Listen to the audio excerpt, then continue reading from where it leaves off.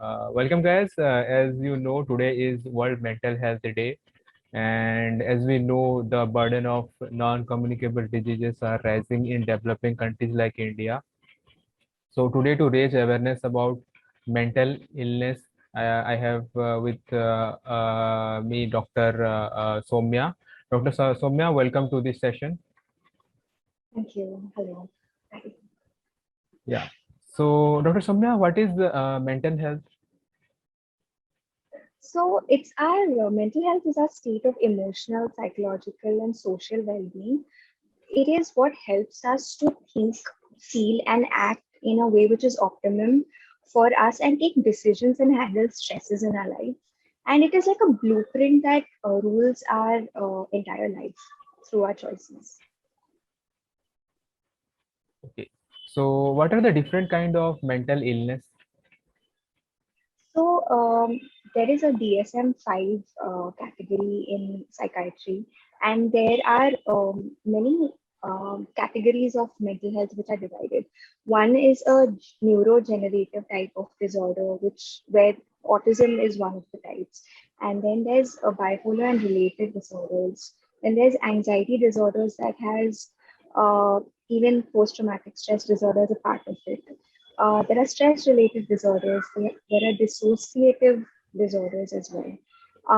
Some with somatic symptoms, eating disorders like bulimia and anorexia nervosa and sleep disorders. So, yeah.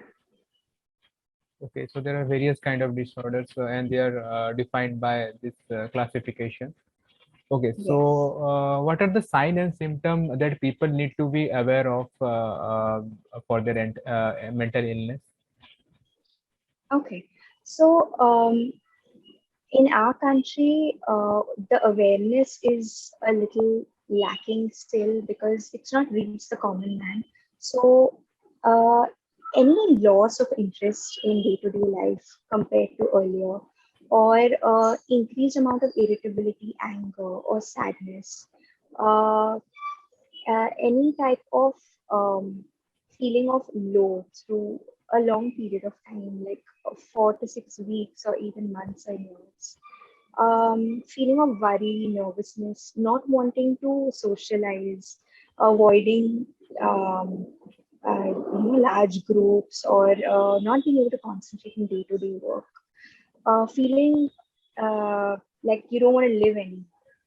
That also is an important warning for mental health. Yes.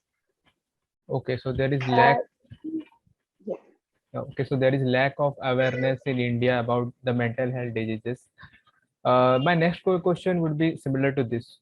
So, what are depression and anxiety disorders, and are they the same, which mean being stressed or feeling low?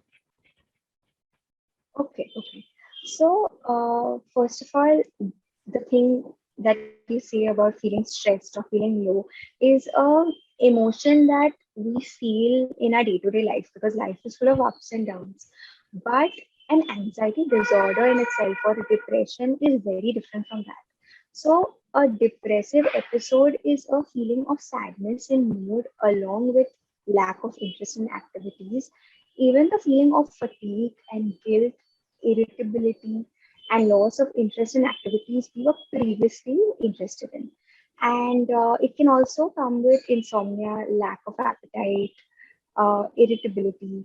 Um, a person who's depressed would want to avoid family, friends, and group settings. And this is something which takes over very subtly a person's personality. So it's not a small episode where we feel low. It is more like a lifestyle behavior that ends up coming out.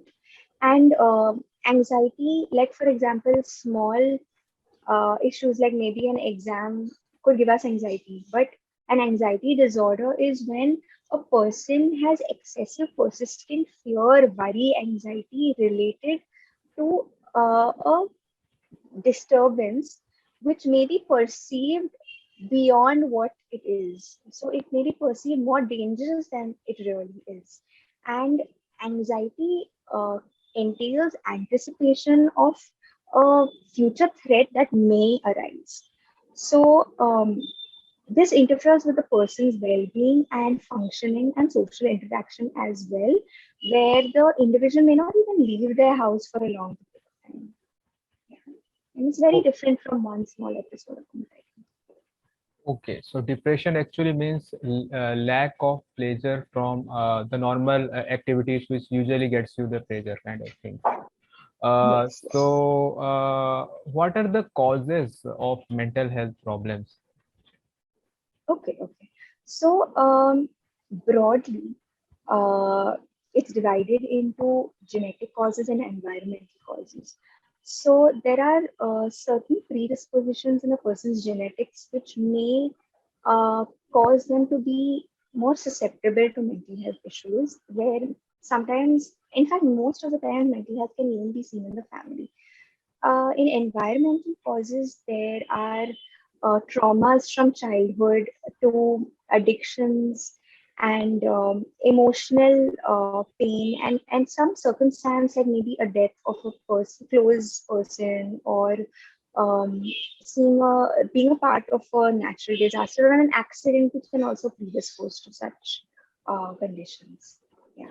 And the most important thing I think that people neglect is good diet and exercise. I feel it's very simple, it's very small, but good diet and exercise creates a lot of endorphins in our body, which we need to maintain good health.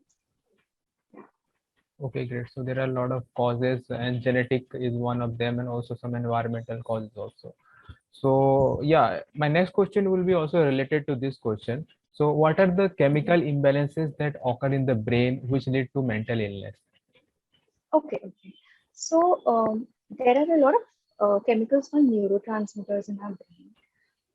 One is serotonin. It basically gets uplifted when we assert ourselves in day-to-day life. So, in fact, I would recommend everybody to speak up when it's required rather than avoid situations because that builds confidence. The second one is oxytocin. So, oxytocin is also something which is produced during lactation when that mother is giving milk to her baby. And oxytocin it is responsible for building trust and it develops when a child or a person is touched. So, that's also one of the key factors in human beings that increases trust and a feeling of security. The third one is endorphins, like we've spoken about exercise and how actually even laughter causes endorphins to be released. So they say laughter is the best medicine. And another one is dopamine. So dopamine is one of the important neurotransmitters that get stimulated whenever a person has a good result in his life. That part of the brain gets stimulated every time you have positive feedback. Dopamine is released. So, any imbalance or reduction in these neurotransmitters will cause depression. Okay, so the neurotransmitters like dopamine, serotonin, and also oxytocin and endorphins play important role in maintaining the mental health of an individual. So, Dr. Soumya, my next question is why do we ignore mental health and why it is not considered as a disease? Okay. So I think this is, I've seen this a lot, and uh, we may think that the lack of awareness in mental health is only in people who do not have access to education or are from a socioeconomically backward community. But I have seen a lot of educated people also not conceptualizing what mental health is. I think it's just a general stigma which the society feels that there is a general that they're weak if they are going through mental health issues, they're not strong enough. And this is all because of a lack of education and awareness about how our brain is functioning. So there's so much fear that the easier way to deal with it is to deny the fact that there is these functions of the brain that play such an important role and not wanting to learn about it out of fear of what other people will say. Yeah. Okay, so it is very important to have good knowledge and awareness about mental illness. Yes, definitely, definitely. Dr. Somya, how can we prevent mental health problems? Okay, so there are certain social things and certain personal things one can do. But before that, a person must feel very guiltless to talk about any issues that crop up in their life. So, vocalizing and seeking help, even from normal family members, friends, opening up, building trust. Secondly, diet and exercise is very important. Good diet, full of vegetables and fruits, and vitamins and minerals, and optimum amount of exercise throughout the day, throughout the week. Uh, and another thing is to be educating yourself about it. So being trying to understand what the signs and symptoms could be, trying to mindfully analyze oneself. And in case a person has any mental health history in the family, to just be in the lookout that they are not, uh, that doesn't crop up for them later on, or they are not taking too much stress because of certain external situations. So, yeah. Okay, so having a good diet and exercise along with having a good social life reduces the chances of getting you a mental Yes. illness. Yes, Uh, yes. are there any cure for mental health problems? Yes, actually, there are certain mental health problems that definitely have a cure, like anxiety and depression definitely have a cure. There are certain other mental health issues like bipolar disorder or maybe schizophrenia, or even certain personality disorders that entail many issues like depression. So those need stable management throughout life, but mainly just a plain anxiety disorder or depression uh, will be able to be resolved with medications and psychotherapy.